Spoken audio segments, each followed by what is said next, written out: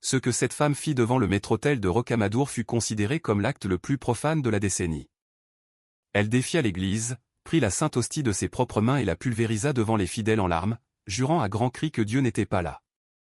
Elle se trompait, car à peine quelques heures plus tard, le ciel lui répondit de la manière la plus terrifiante qui soit.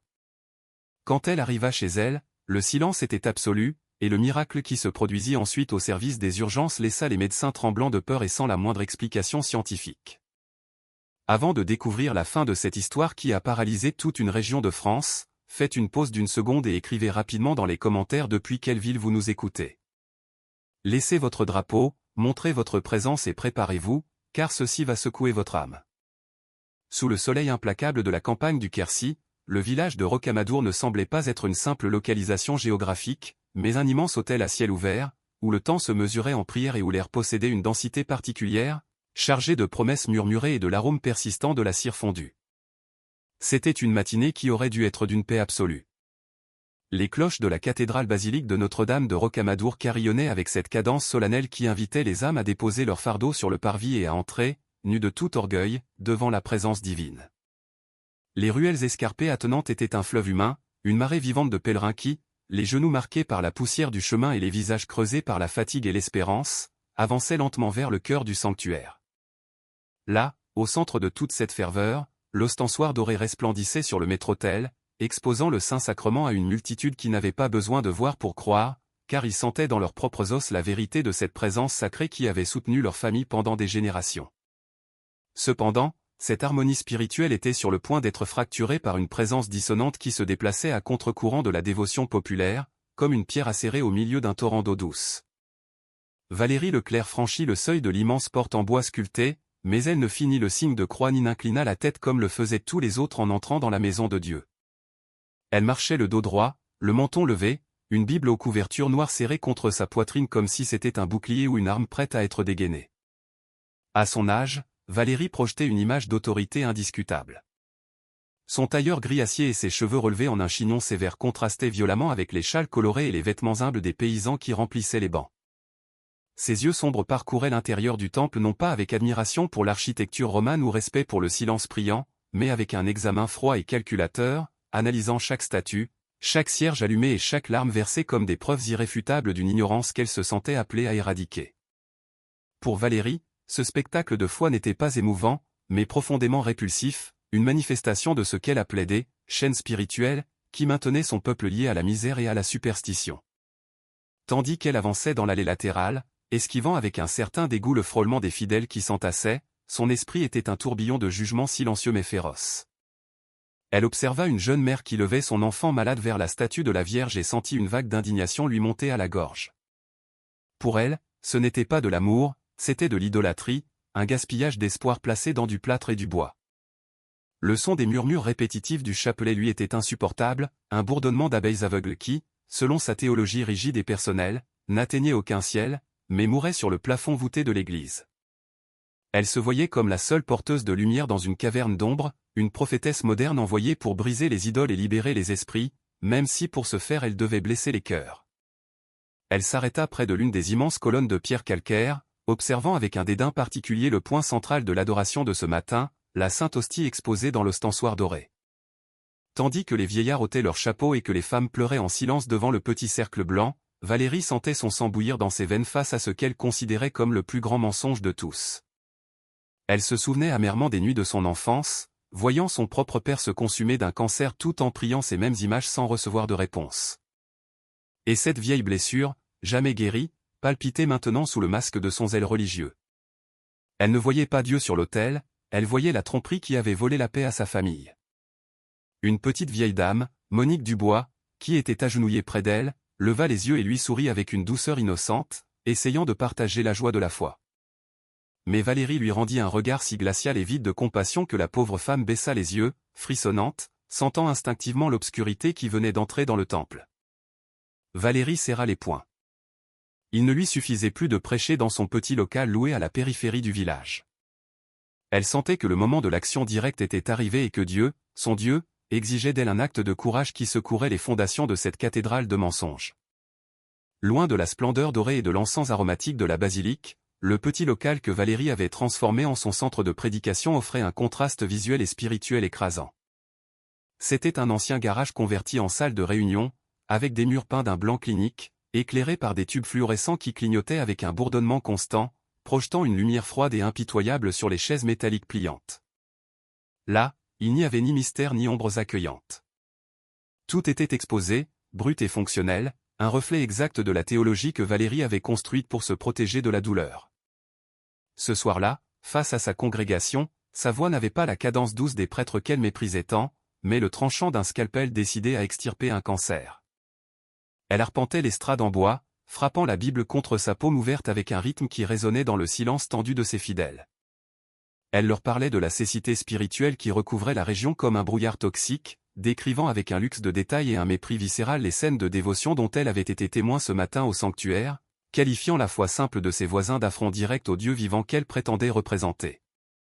Cependant, la fureur qui animait ses paroles avait des racines bien plus profondes et amères qu'une simple différence doctrinale. Tandis qu'elle prêchait sur l'inutilité des images et le mensonge des sacrements, l'esprit de Valérie voyageait involontairement en arrière, vers la chambre dans la pénombre où sa foi d'enfant était morte en agonisant aux côtés de son père. Jean Leclerc avait été un homme bon, un catholique de l'ancienne école, de ceux qui ôtaient leur chapeau en passant devant une église et qui confiaient leur vie entière à la providence divine. Lorsque le cancer l'attaqua, le dévorant avec une lenteur cruelle, il ne cessa jamais de prier. Valérie se souvenait avec une clarté douloureuse de l'odeur d'alcool, de médicaments et de cire de cierge qui imprégnaient cette chambre de malade. Elle se souvenait de neuvaines interminables, des promesses faites à la Vierge de Rocamadour, des messes payées avec les maigres économies de la famille et, surtout, de la confiance aveugle de son père dans le fait que le miracle arriverait si sa foi était assez forte. Mais le miracle n'arriva jamais. La nuit où il mourut, Jean serrait un chapelet en bois entre ses doigts, regardant une image sainte sur le mur, les yeux suppliants, jusqu'à ce que la lumière s'éteigne en eux pour toujours. Cette nuit-là, une Valérie d'Aac sans grave peine 20 ans avait senti quelque chose se briser irrémédiablement en elle. Ce n'était pas seulement la perte de son père qui l'avait dévastée, mais le sentiment de trahison absolue. Elle avait crié au ciel, exigeant une réponse qui n'était jamais venue. Et dans le silence de cette chambre, elle en avait conclu que tout cela les prières, les cierges, les hosties, les saints n'étaient qu'une farce cruelle conçue pour donner de faux espoirs aux désespérés. Sa conversion au protestantisme le plus radical n'était pas née d'une rencontre avec la grâce, mais d'un mécanisme de défense, une muraille construite avec des briques de logique froide et de ressentiment, pour s'assurer qu'elle ne serait plus jamais trompée par la magie de la religion populaire. Maintenant, chaque fois qu'elle voyait quelqu'un agenouillé devant le Saint-Sacrement dans la basilique, elle ne voyait pas la dévotion. Elle voyait son père mourant en vain, et cela provoquait en elle une colère qui la brûlait de l'intérieur, un besoin compulsif de réveiller les autres à grands cris, de casser les jouets sacrés pour leur prouver qu'ils étaient vides. À la fin du service, tandis que les fidèles ramassaient les chaises et partaient en silence, intimidés par l'intensité du sermon, Nicolas Lefebvre, son mari, s'approcha d'elle, le visage chargé d'inquiétude. Nicolas était un homme tranquille qui l'avait suivi dans son changement de foi par amour plus que par conviction et qui connaissait mieux que quiconque les dangers de défier les traditions dans une région où la foi était l'identité même des gens. Il avait remarqué l'éclat fébrile dans les yeux de Valérie et entendu les menaces voilées dans sa prédication sur un acte de puissance imminent. D'une voix douce, il tenta de l'avertir, lui rappelant que les gens de la région étaient pacifiques mais jaloux de leurs choses sacrées, et que provoquer un scandale à la basilique n'apporterait pas de conversion, mais de la haine et de l'isolement pour leur famille, et surtout pour leur petite Manon. Il la supplia de reconsidérer, de prêcher avec amour et non avec confrontation, essayant de faire appel à son bon sens et à son instinct maternel pour éviter un malheur. Mais Valérie était déjà sourde à tout avertissement humain. Elle regarda son mari avec une condescendance qui le glaça, lui disant que sa peur était un manque de foi et que les prophètes n'étaient jamais les bienvenus dans leur propre pays. Pour elle, la prudence de Nicolas était de la lâcheté et la paix du village une complicité avec l'erreur. Dans son cœur endurci, elle avait déjà pris la décision irrévocable de franchir la ligne. Il ne s'agissait pas seulement de théologie, il s'agissait d'une vengeance personnelle contre le silence de Dieu. Elle se convainquit qu'en détruisant le symbole le plus sacré des catholiques, elle libérerait son peuple, alors qu'en réalité, ce qu'elle cherchait désespérément, c'était de se prouver à elle-même que ce morceau de pain n'avait aucun pouvoir, ni pour sauver, ni pour punir. D'un geste brusque, elle éteignit les lumières du garage, plongeant l'endroit dans l'obscurité, et rentra chez elle avec la détermination de quelqu'un qui se dirige vers une guerre sainte, sans savoir que la véritable bataille ne serait pas contre l'église de Pierre, mais contre l'abîme qui était sur le point de s'ouvrir sous ses propres pieds. L'opportunité se présenta avec une facilité que Valérie interpréta comme un signe divin, une confirmation silencieuse que le ciel lui-même lui dégageait le chemin pour sa croisade. Elle était retournée à la basilique à midi, juste au moment où le changement de service des gardiens de sécurité et le flux incessant de touristes créaient une brèche momentanée dans la surveillance du maître-autel. L'atmosphère à l'intérieur du temple était dense, presque liquide, saturée par la chaleur de 1000 corps et la fumée des cierges qui brûlaient dans les chapelles latérales. Mais Valérie se sentait froide, lucide et terriblement concentrée. Elle avança dans la nef centrale non pas comme une pèlerine, mais comme un soldat en territoire ennemi, les yeux fixés sur l'ostensoir monumental qui se dressait sur l'autel, resplendissant sous les lumières artificielles comme un soleil doré qui, pour elle, n'était qu'une idole de métal fondu devant laquelle se prosternait l'ignorance de son peuple.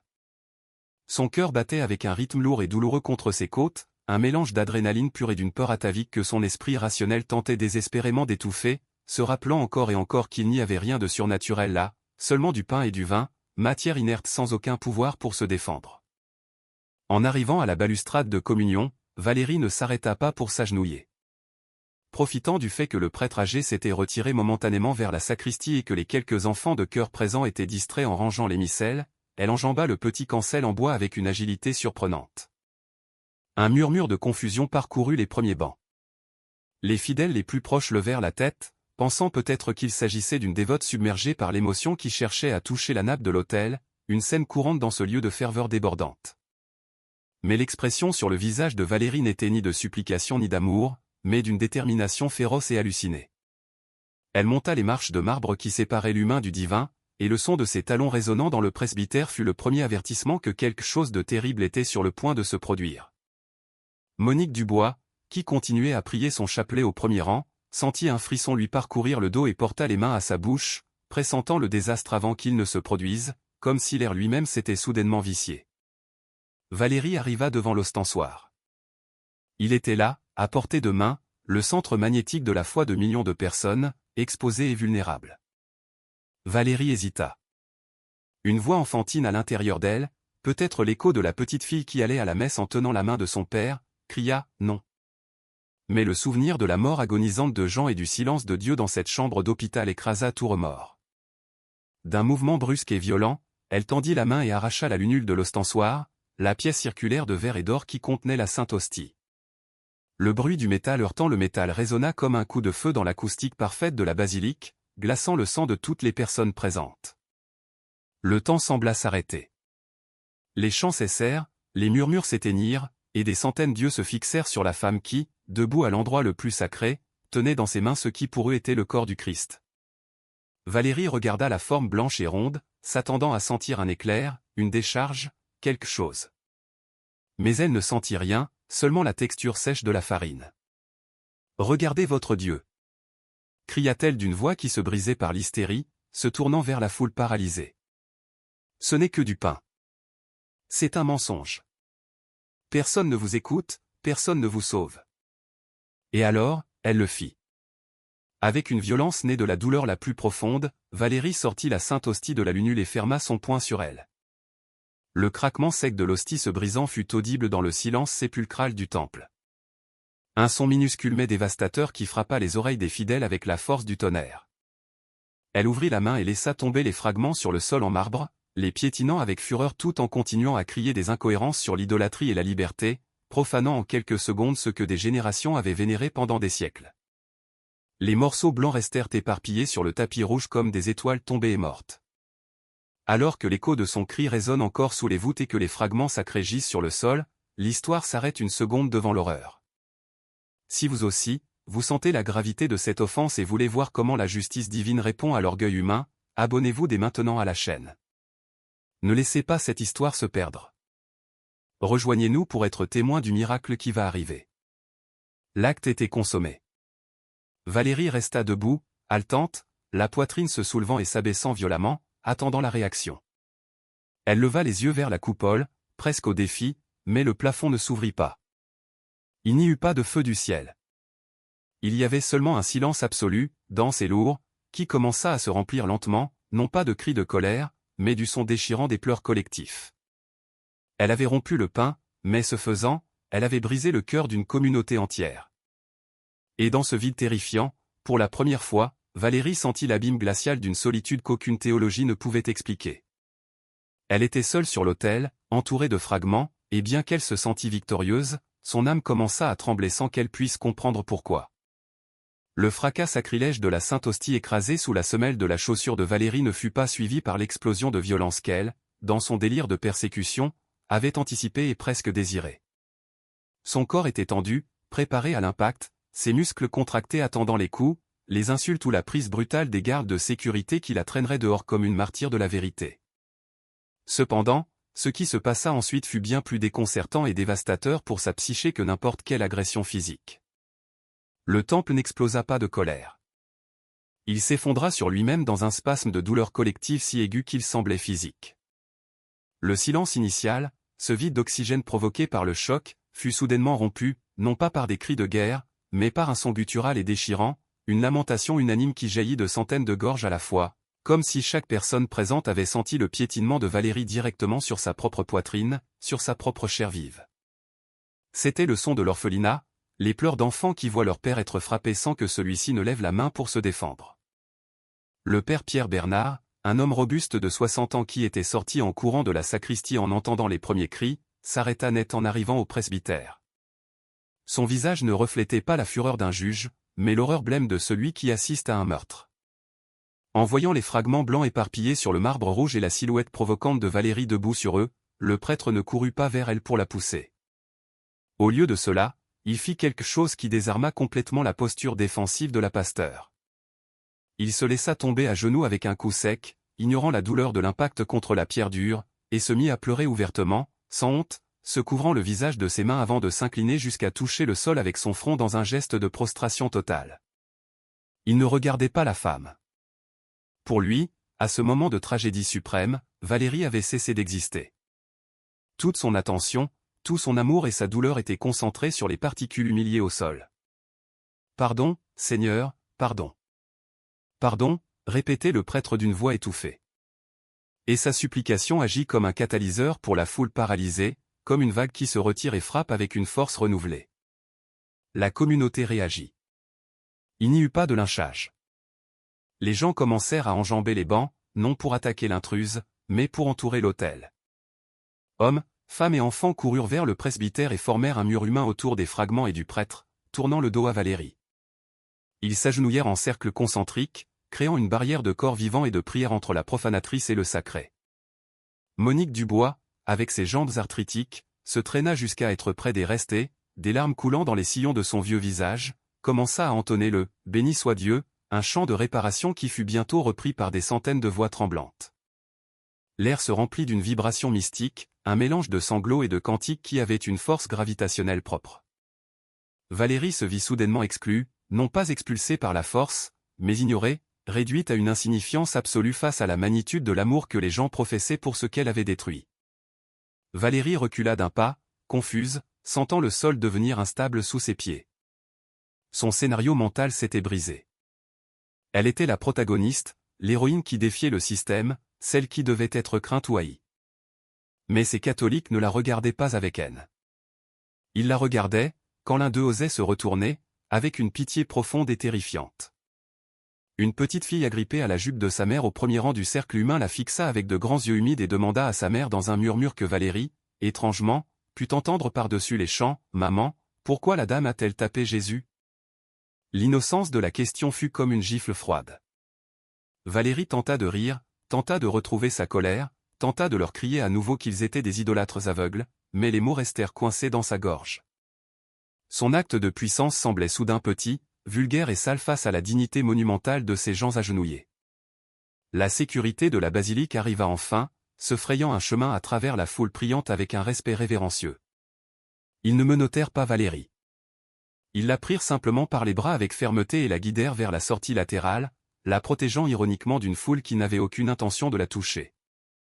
Tandis qu'elle était escortée vers la porte, Valérie jeta un dernier regard en arrière.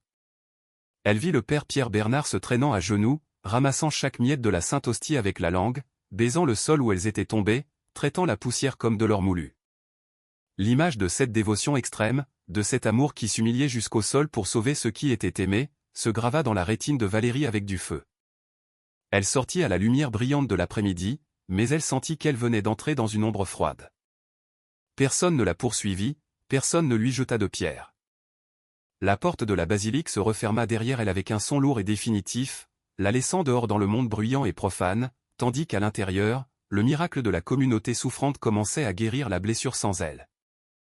Valérie ajusta sa veste, tremblant de manière incontrôlable, et se dit qu'elle avait gagné. Mais le vide dans son estomac lui criait qu'elle venait de perdre quelque chose qu'elle ne savait même pas qu'elle possédait. Le retour à la maison n'eut pas la gloire d'un défilé triomphal, mais la lourdeur asphyxiante d'une retraite confuse. Valérie conduisit sa Citroën 2CV à travers les rues du village, les mains agrippées au volant jusqu'à ce que ses jointures blanchissent, sentant l'adrénaline qui l'avait soutenue sur l'autel commencer à s'évaporer, laissant derrière elle un résidu amer d'épuisement et une inquiétude vibrante qu'elle ne parvenait pas à calmer. Elle imaginait qu'en arrivant dans son quartier, les membres de sa congrégation l'attendraient. Peut-être pas avec des applaudissements, mais avec ce regard d'approbation silencieuse et de respect dû à celui qui a osé franchir la ligne de feu pour la vérité. Elle s'imaginait racontant les détails, expliquant comment l'idole s'était effondrée entre ses doigts sans offrir de résistance, démontrant une fois pour toutes que le ciel des catholiques était vide. Cependant, en tournant au coin de sa rue, tout ce qu'elle trouva fut une rue déserte et les volets de ses voisins, même de ceux qui assistaient à son culte, fermés à double tour, comme s'ils voulaient se protéger d'une contamination invisible qu'elle apportait avec elle. En entrant dans la sécurité de son salon, le silence la frappa avec une force physique. Il n'y avait pas de message de félicitations sur son téléphone, qui avait commencé à vibrer sans cesse, mais pas pour les raisons qu'elle attendait. Elle s'assit sur le canapé, le souffle court, et ouvrit les réseaux sociaux, cherchant la validation de son courage. Ce qu'elle trouva fut une marée noire de réprobation qui la laissa glacer. La vidéo de son acte était déjà partout, filmée sous de multiples angles par les pèlerins.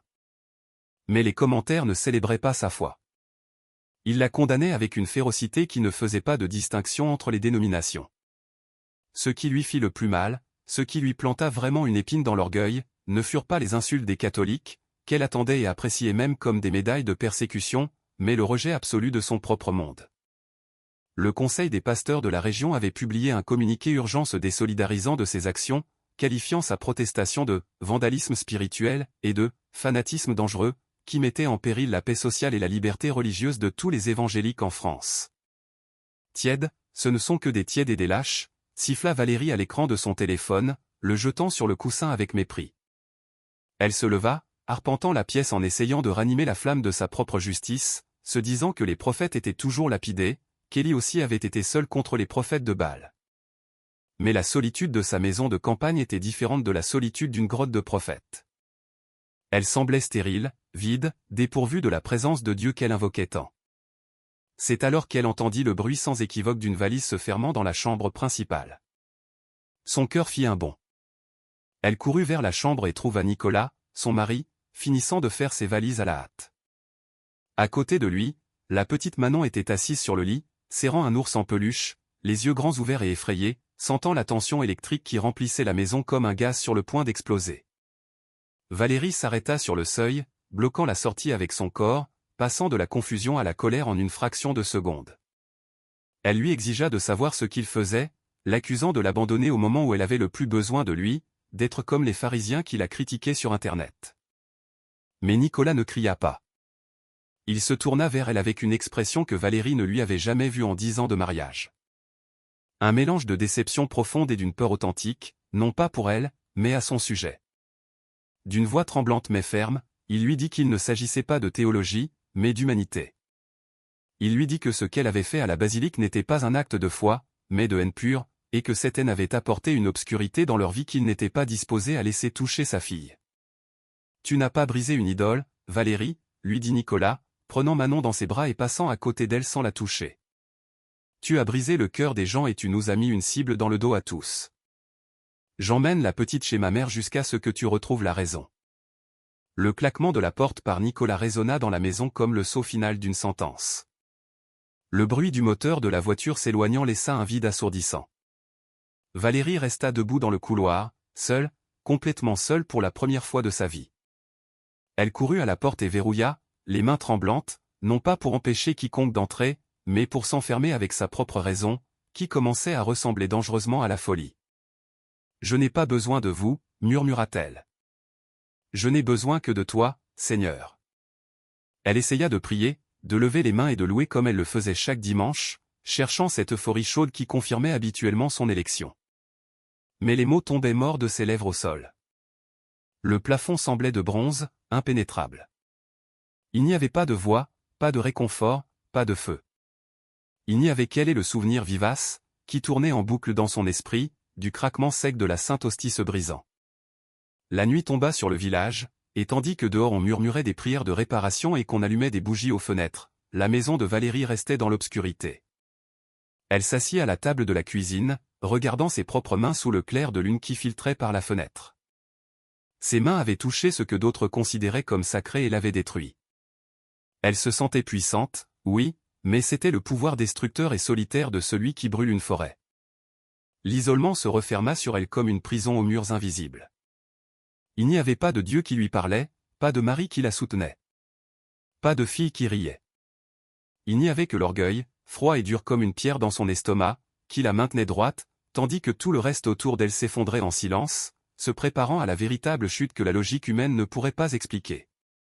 Le lendemain matin se leva avec une quiétude grise et oppressive, comme si le soleil lui-même hésitait à éclairer la maison marquée par le scandale.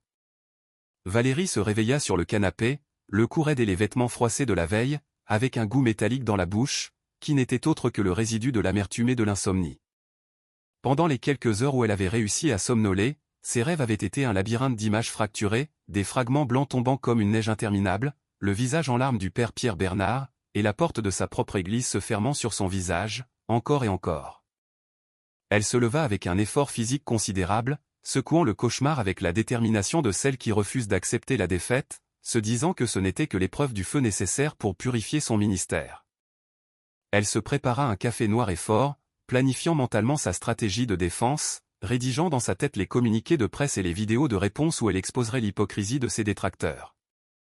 Cependant, la réalité, implacable et brutale, était sur le point d'interrompre son monologue interne avec le son strident du téléphone fixe, un carillon aigu qui coupa le silence de la cuisine comme un couteau. En voyant le numéro de sa belle-mère sur l'afficheur, Valérie sentit une pointe d'irritation, s'attendant à entendre un autre sermon de Nicolas ou une demande de divorce. Mais en décrochant, ce qu'elle entendit glaça le sang dans ses veines et arrêta net son cœur. Ce n'était pas la voix d'un homme en colère, c'était le son de la panique pure, brute et animale. Nicolas criait à l'autre bout de la ligne avec des mots précipités et des sanglots qui rendaient la compréhension presque impossible, mais le message traversa le chaos avec une clarté terrifiante. Manon. La petite fille s'était réveillée en hurlant. Elle n'avait mal nulle part. Pas de fièvre. Elle n'était pas tombée. Elle avait simplement ouvert les yeux pour se retrouver dans un monde dévoré par l'obscurité absolue. Elle ne voit pas, Valérie, elle ne voit rien. Elle a les yeux ouverts, mais tout est noir. Cria Nicolas avec un désespoir qui déchira l'âme de Valérie en deux. Le téléphone glissa de ses mains moites et tomba sur le sol avec un bruit sourd tandis que le monde tournait vertigineusement autour d'elle. Sans réfléchir, sans planifier, mue uniquement par l'instinct viscéral de mère qu'aucune théologie ne peut supprimer, Valérie attrapa les clés de la voiture et fonça sur la route, laissant la porte de sa maison grande ouverte, oubliant complètement son orgueil, son église et sa guerre sainte. Le trajet jusqu'à l'hôpital régional de Lyon fut une torture diffuse, une course contre la montre où chaque kilomètre pesait comme une dalle de plomb. Valérie conduisait comme une folle, dévorant l'asphalte de l'autoroute tandis que son esprit rationnel tentait désespérément de trouver une explication logique, médicale, scientifique. Elle se disait que ce devait être une infection virale, une réaction allergique, un stress post-traumatique dû à la dispute de la veille. C'est temporaire, se répétait-elle à voix haute en frappant le volant, refusant de laisser toute pensée surnaturelle s'infiltrer dans son diagnostic. Ça ne pouvait pas être une punition. Dieu ne punissait pas ainsi. Son Dieu était un Dieu de parole, d'alliance, pas un Dieu vengeur qui s'en prenait aux enfants pour les péchés des parents. C'était la superstition qu'elle combattait. Et s'accrocher à cette croyance était la seule chose qui l'empêchait de perdre complètement la raison. Tandis que le paysage de chêne vert passait en flou par la fenêtre, en arrivant à l'hôpital, elle fit irruption au service des urgences avec l'autorité de quelqu'un habitué à commander, exigeant de voir les meilleurs spécialistes, prête à dépenser jusqu'au dernier centime de ses économies pour réparer le problème mécanique des yeux de sa fille. Mais la science, cet autel de certitude auquel Valérie faisait aussi confiance à sa manière, se heurta à un mur inexplicable. Pendant des heures, Manon fut soumise à une batterie exhaustive de tests. Ophtalmologues, neurologues et pédiatres défilèrent dans la chambre aseptisée, éclairant les pupilles de la fillette avec de puissantes lampes de poche, scannant son cerveau avec des machines d'imagerie par résonance magnétique qui bourdonnaient comme des ruches géantes, et examinant des graphiques sur des moniteurs haute définition. Valérie observait tout depuis un coin, les bras croisés si fort qu'elle se faisait mal, voyant sa petite fille assise sur le brancard, pâle et tremblante, les grands et beaux yeux grands ouverts, fixant le néant, cherchant la voix de son père pour s'orienter. L'enfant ne pleurait pas de douleur physique, mais de la terreur de cette obscurité soudaine.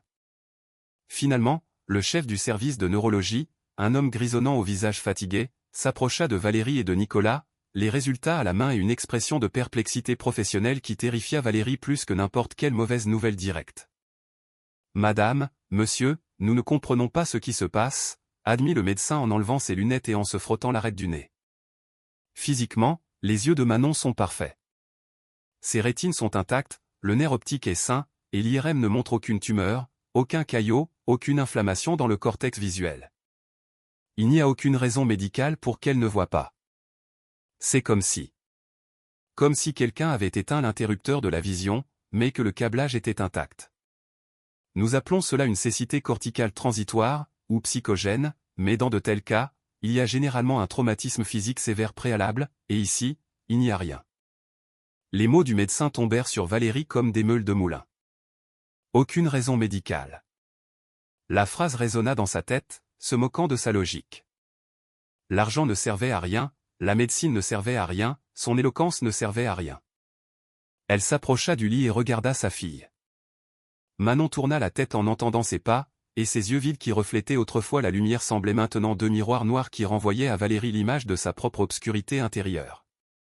À cet instant, la structure d'acier de la personnalité de Valérie se brisa.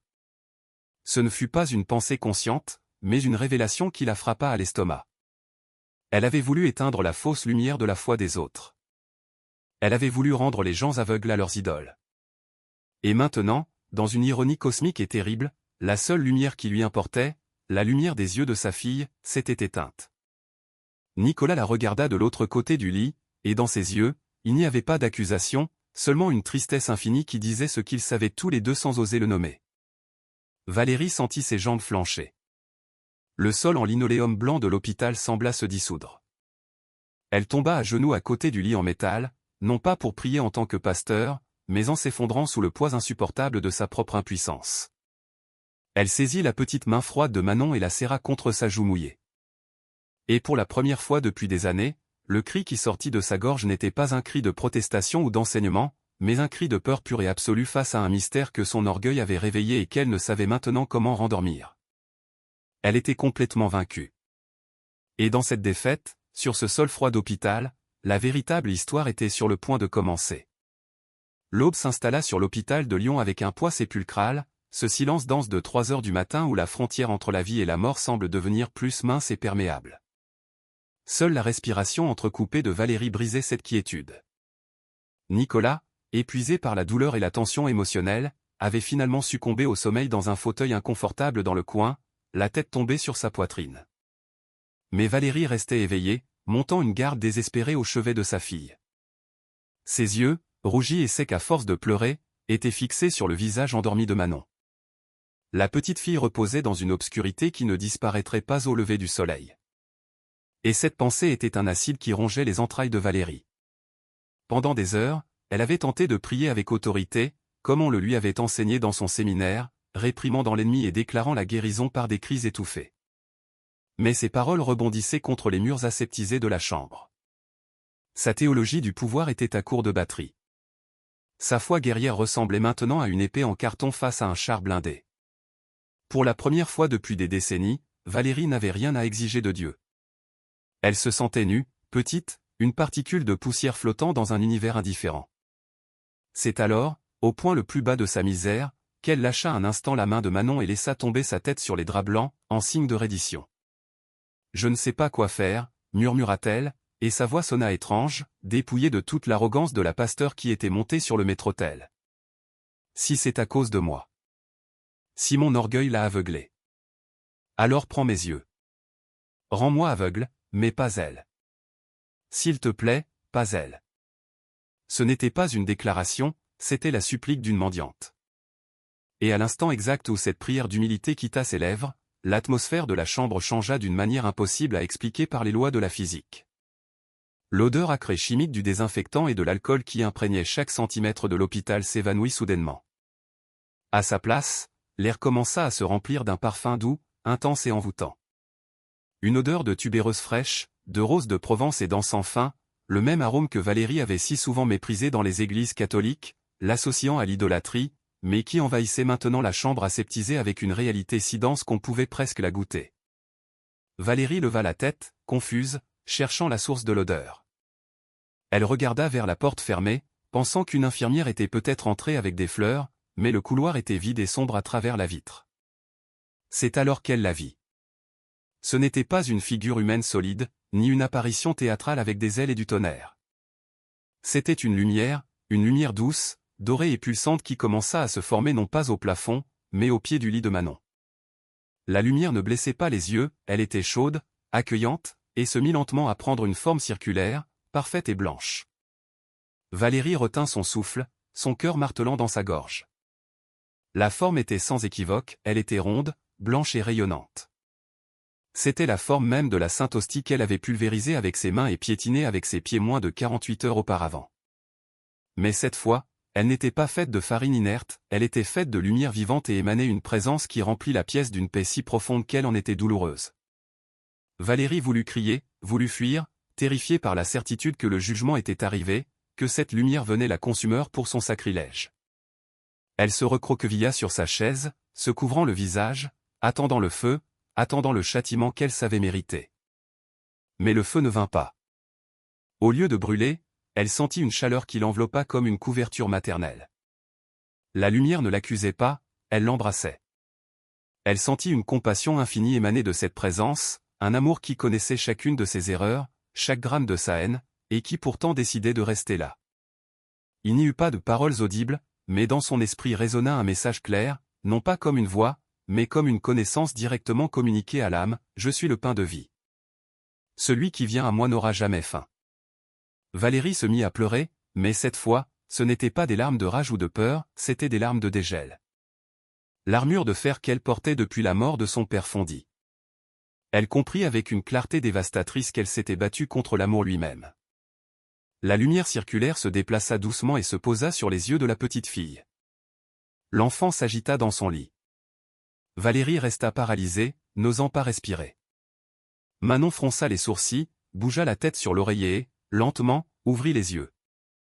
La chambre était dans la pénombre, seulement éclairée par la lueur résiduelle de cette présence qui s'évanouissait lentement, ne laissant que l'odeur de rose. Manon cligna des yeux 2 fois, puis fixa son regard sur le coin du lit, souriant avec une innocence qui brisa le cœur de Valérie en 1000 morceaux de gratitude. « Maman » murmura la fillette d'une voix endormie. « La gentille dame m'a apporté un pain de lumière. Elle a dit de ne plus pleurer. » Valérie se pencha sur elle, tremblante. « Manon » demanda-t-elle la voix brisée, « Tu peux me voir ?» La fillette tourna ses yeux vers le visage de sa mère. Les pupilles se contractèrent en captant le peu de lumière qui venait de la rue. Manon leva sa petite main et toucha la joue mouillée de Valérie. « Oui, maman. Tu as le visage tout mouillé, et ça sent bon les fleurs. » Valérie laissa échapper un sanglot qui réveilla Nicolas. La cécité avait disparu. Le morceau de pain qu'elle avait méprisé était venu rendre la vue à sa fille et, plus important encore, rendre la vue à sa propre âme aveugle. Croyez-vous que ce que vous venez de voir était une coïncidence médicale ou un véritable miracle? Si vous sentez qu'il y a des forces divines qui veillent sur nous au-delà de notre compréhension, aimez la vidéo maintenant et écrivez « Amen » dans les commentaires. Ne restez pas simple spectateur. Rejoignez les milliers de personnes qui croient que la foi déplace des montagnes. Nicolas se leva d'un bond, abasourdi, et en voyant sa femme et sa fille enlacées, pleurant et riant en même temps au milieu de cette odeur de jardin céleste, il comprit sans besoin d'explication que la bataille était terminée. Il n'y avait pas de médecin dans la chambre, pas de nouveaux médicaments, il n'y avait qu'une famille brisée qui avait été visitée par la grâce. Valérie, agenouillée près du lit, baisait les mains de sa fille et regardait vers le point où la lumière avait été, murmurant encore et encore les seuls mots qui lui restaient, « Merci. Pardonne-moi. Et merci. » Le miracle n'avait pas été un éclair destructeur pour punir l'hérétique. Il avait été un baiser de lumière pour sauver la mère. Et dans cet hôpital de Lyon, la pasteur Valérie mourut, et une nouvelle femme, née du pardon, commença à respirer.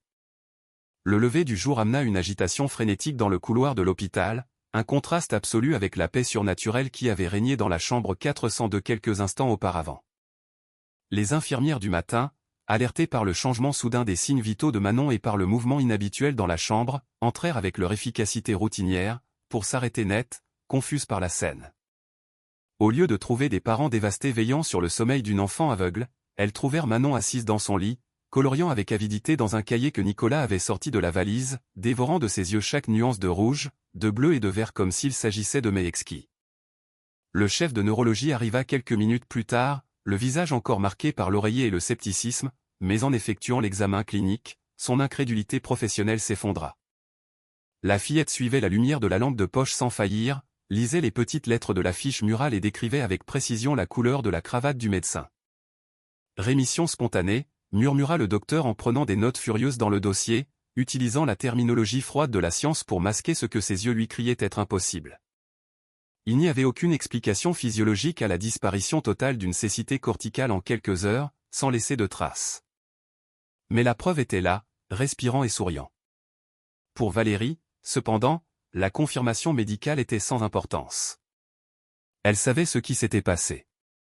Tandis que les médecins discutaient à voix basse et que Nicolas serrait sa fille dans ses bras avec une joie euphorique, Valérie se retira lentement vers la fenêtre, se sentant indigne de participer à cette célébration. Elle regarda son reflet dans la vitre, le maquillage coulé, les cheveux en désordre, les yeux gonflés. Mais ce qu'elle voyait au-delà de son apparence physique, c'était la ruine de son propre orgueil. Pendant des années, elle avait construit son identité sur la certitude qu'elle avait raison et que les autres avaient tort, sur la conviction que l'Église catholique était une Babylone et ses sacrements une sorcellerie vide. Et pourtant, au moment de son plus grand désespoir, lorsque sa propre foi, pure et sans image, avait échoué, ce ne fut pas sa théologie qui sauva sa fille. Ce fut ce qu'elle détestait le plus. Ce fut le morceau de pain transformé en lumière. Ce fut l'arôme de rose de la Vierge de Rocamadour. Le ciel ne l'avait pas foudroyé pour son sacrilège. Il l'avait désarmée par un acte de miséricorde si immérité qu'il lui brûlait la peau. Elle sentit une nausée profonde, non pas physique, mais spirituelle. Le poids de son péché s'abattit sur elle avec une clarté écrasante. Elle se souvint du son craquant de la Sainte Hostie se brisant sous sa chaussure dans la basilique, et chaque craquement résonnait maintenant dans sa mémoire comme un de ses propres os se brisant. Elle avait craché au ciel, et le ciel lui avait rendu une caresse. Cette asymétrie entre son offense et la réponse divine acheva de briser son cœur de pierre. Si Dieu l'avait punie, elle aurait pu conserver son orgueil. Elle aurait pu se sentir comme une martyre persécutée par une divinité injuste. Mais en sauvant Manon, Dieu lui avait enlevé tout argument, toute défense. Il l'avait laissée nue face à sa propre haine. Valérie se laissa glisser au sol, se cachant derrière un rideau, et se mit à sangloter d'une manière qu'elle n'avait jamais connue. Ce n'étaient pas les pleurs hystériques de ses prédications, ni les pleurs de rage à la mort de son père. C'étaient les pleurs silencieux et profonds de la contrition, le son d'une structure vieille et rigide s'effondrant pour laisser place à quelque chose de nouveau. Nicolas, remarquant l'absence de sa femme dans le cercle de joie autour du lit, la chercha du regard et la trouva en boule dans un coin. Il s'approcha lentement, craignant que Valérie ne soit en proie à une sorte de dépression nerveuse. Mais quand elle leva le visage, ce qu'il vit l'arrêta. La dureté dans le regard de Valérie, cet éclat d'acier et de jugement qui était là depuis des années, avait disparu. Ses yeux étaient propres, lavés par la douleur et la grâce. Elle tendit la main vers lui, non pour donner des ordres, mais pour chercher du soutien. « Je me suis trompée, Nicolas » murmura-t-elle d'une voix rauque. Et ces trois mots, qui n'étaient jamais sortis de sa bouche auparavant, pesaient plus que toutes les encyclopédies théologiques qu'elle gardait dans son bureau. Pendant tout ce temps, j'ai cru que je défendais Dieu, mais je ne faisais que défendre ma douleur. J'ai brisé le corps du Christ, Nicolas, et il est venu guérir le corps de ma fille. Nicolas s'agenouilla à côté d'elle et la serra dans ses bras. Et dans cette étreinte se scella une réconciliation qui allait au-delà de leur mariage. Valérie comprit que sa guerre était terminée. Elle ne pouvait plus monter sur son estrade dans le garage et crier contre les idoles, car l'idole l'avait visité et lui avait montré le visage du vrai Dieu. La théologie de la haine ne pouvait survivre au contact du miracle de l'amour.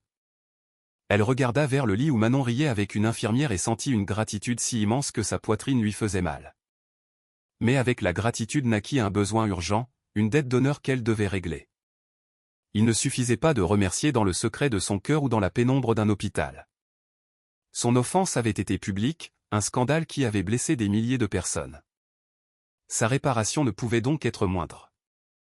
Elle sécha ses larmes du dos de la main, se releva avec une nouvelle fermeté, non plus la fermeté de l'arrogance, mais celle de l'humilité, et regarda son mari dans les yeux. « Nous devons retourner à Rocamadour, dit-elle. Je dois retourner à la basilique. Je dois demander pardon là où j'ai semé la haine. » Et bien que ses jambes tremblassent encore, son esprit était pour la première fois de sa vie complètement affermi sur le roc. 3 jours plus tard, la place devant la cathédrale basilique de Notre-Dame de Rocamadour grouillait de monde sous le soleil de midi, remplie de vendeurs de friandises, de musiciens et de pèlerins arrivant de tous les coins du pays. Mais l'agitation habituelle, cette cacophonie de vie et de commerce qui entourait l'enceinte sacrée, commença à diminuer progressivement, se transformant en un murmure d'étonnement et de reconnaissance, à mesure qu'une silhouette solitaire se frayait un chemin à travers la foule. Ce n'était pas la pasteur Valérie qui était entrée quelques jours plus tôt, le menton haut et le pas assuré de celle qui se croit détentrice de la vérité. La femme qui arriva sur le parvis portait des vêtements simples en coton blanc, sans bijoux, sans maquillage, les cheveux détachés et le visage lavé. Nicolas marchait quelques pas derrière elle, tenant Manon par la main, protégeant ses arrières mais laissant sa femme affronter son propre calvaire. En arrivant au début de l'esplanade, où le soleil avait chauffé les dalles au point de les transformer en plaques de cuisson, Valérie s'arrêta. Elle regarda les tours qui se dressaient contre le ciel bleu, respira profondément, ravalant son ancien orgueil, et sous le regard stupéfait de centaines de personnes qui la reconnurent grâce à la vidéo virale, elle se laissa tomber à genoux sur la pierre dure. La douleur fut immédiate et aiguë, mais Valérie la reçut presque avec soulagement, comme si la brûlure à ses genoux pouvait cautériser la blessure bien plus profonde qu'elle portait dans son âme. Elle commença à avancer. Elle ne marchait pas, elle rampait. Chaque mouvement était une pénitence, un « pardon » physique crié sans parole. Les gens, qui au début la regardaient avec méfiance et murmuraient en se souvenant de son offense, commencèrent à s'écarter, créant un couloir humain spontané. Il n'y eut pas d'insulte. La vision de cette femme brisée, rampant vers le lieu de son crime, désactiva tout désir de vengeance chez les fidèles. Le silence qui s'était emparé de la basilique pendant son sacrilège redescendit, mais cette fois, ce n'était pas un silence d'horreur, mais de respect sacré devant le mystère du repentir. Valérie avançait, le regard fixé au sol, pleurant, sentant la peau de ses genoux commencer à se déchirer, laissant une légère traînée de sang et de tissu déchiré sur les dalles, un sacrifice vivant qui contrastait violemment avec l'arrogance stérile de sa théologie antérieure. En franchissant le seuil du temple, la fraîcheur de l'intérieur la frappa, ainsi que l'odeur d'encens et de cire qui était maintenant pour elle le parfum du pardon. La nef centrale semblait interminable. Au fond, sur le maître-autel, le père Pierre Bernard célébrait la messe de midi. En voyant le mouvement à l'entrée et en reconnaissant la pénitente, le prêtre arrêta la liturgie. Il ne dit rien au micro, il descendit simplement du presbytère et attendit au pied des marches, les mains croisées et le visage serein. Valérie mit 20 minutes éternelles à parcourir la nef. Ses sanglots résonnaient sous la voûte, amplifiés par l'acoustique parfaite, devenant la seule homélie nécessaire ce jour-là. Lorsqu'elle arriva enfin à la balustrade de communion, le même endroit qu'elle avait enjambé avec fureur, elle était épuisée, couverte de poussière et de larmes. Elle leva les yeux et rencontra le regard du père Pierre Bernard. Et derrière lui, au premier rang, elle vit Monique Dubois, la vieille dame qu'elle avait méprisée. « Mon père » articula Valérie d'une voix brisée, n'osant pas regarder l'ostensoir doré qui brillait au-dessus. « J'ai brisé le pain, j'ai profané votre maison, et pourtant, il a sauvé ma fille. Je ne mérite pas d'être ici, mais je n'avais nulle part où aller. » Le père Pierre Bernard ne la releva pas immédiatement. Il laissa le moment avoir son poids, reconnaissant la gravité de l'offense mais aussi l'immensité de la réparation. Puis, avec une lenteur solennelle, le prêtre s'approcha, enleva l'étole violette de confession qu'il portait et la plaça doucement sur les épaules tremblantes de Valérie, couvrant sa honte. « L'Église est une mère, ma fille, » dit le père d'une voix qui retentit dans le temple, assez fort pour que tous entendent. « Le Seigneur vous a brisé pour pouvoir vous reconstruire. » Monique Dubois, mue par une compassion que seule la foi simple peut accorder, s'approcha en boitant et, brisant tout protocole, s'agenouilla à côté de l'ex-pasteur et la serra dans ses bras. Cette étreinte fut le signal. La tension dans le temple se dissipa, et Valérie Leclerc, l'ennemie de la foi, pleura sur l'épaule de la femme qui représentait tout ce qu'elle avait haï, sentant pour la première fois ce que signifiait véritablement la communion des saints. 2 ans ont passé depuis ce jour où Rocamadour a retenu son souffle. Si l'on visite aujourd'hui la basilique, on ne reconnaîtra peut-être pas la femme qui travaille au réfectoire des pèlerins, un bâtiment annexe où l'on sert des repas gratuits aux voyageurs les plus pauvres.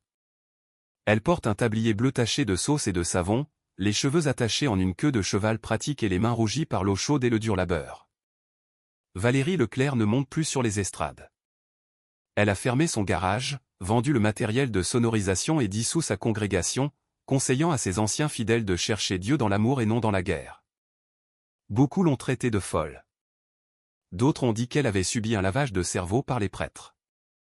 Mais Valérie ne se soucie plus de l'opinion des hommes.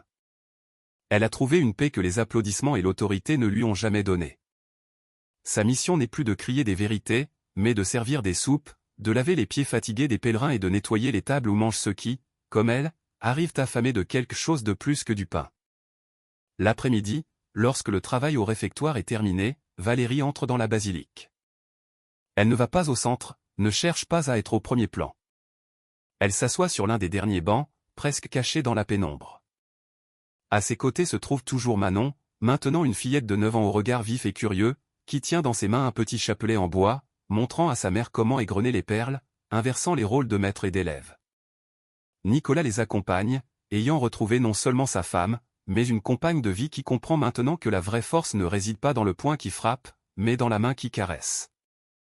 Valérie regarde vers le maître-autel, vers l'ostensoir qu'elle a un jour tenté de détruire. Elle ne voit plus une idole. Elle voit la fenêtre à travers laquelle est entrée la lumière qui a sauvé sa famille. Parfois, lorsque le temple est plus vide, elle s'approche de l'endroit exact où elle a piétiné la Sainte Hostie. Il n'y a pas de marque sur le sol. Le marbre a été poli et nettoyé, mais dans son cœur, la marque est indélébile. Là, elle prie en silence, demandant pour ceux qui, comme elle autrefois, vivent prisonniers de la haine déguisée en zèle religieux. Le changement de Valérie est devenu une légende silencieuse dans la région. Ce n'est pas l'histoire d'une défaite, mais celle d'une victoire de l'amour sur le dogme. Le père Pierre Bernard a l'habitude de dire, lorsque quelqu'un l'interroge sur la pasteur du scandale, que Dieu a des chemins étranges et qu'il permet parfois que le vase se brise pour que la lumière puisse en sortir.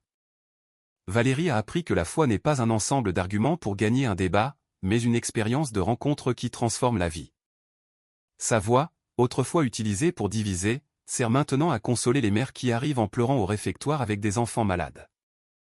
Elle leur dit, avec l'autorité de quelqu'un qui a été en enfer et en est revenu, ayez la foi. N'exigez rien de Dieu. Laissez-le être Dieu. Il écoute même lorsque nous brisons ses affaires. L'histoire se termine un dimanche ordinaire, lors de l'élévation de la Sainte Hostie à la grand-messe. La caméra se concentre sur le visage de Valérie au milieu de la foule. Lorsque le prêtre élève le pain consacré et que les cloches sonnent, Valérie ne baisse pas les yeux. Elle regarde le cercle blanc, les yeux remplis de larmes, et murmure un « Amen » qui vient du plus profond de ses entrailles. C'est la fin de sa guerre et le début de son éternité. Et tandis que l'image s'estompe au noir, il reste la certitude que la miséricorde est le seul miracle qui puisse vraiment changer le monde.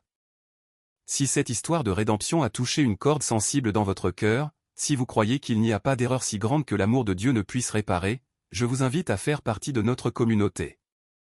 Abonnez-vous à la chaîne et partagez cette vidéo avec quelqu'un qui a besoin de se rappeler que même dans l'obscurité la plus profonde, il y a toujours une lumière qui attend pour nous guérir.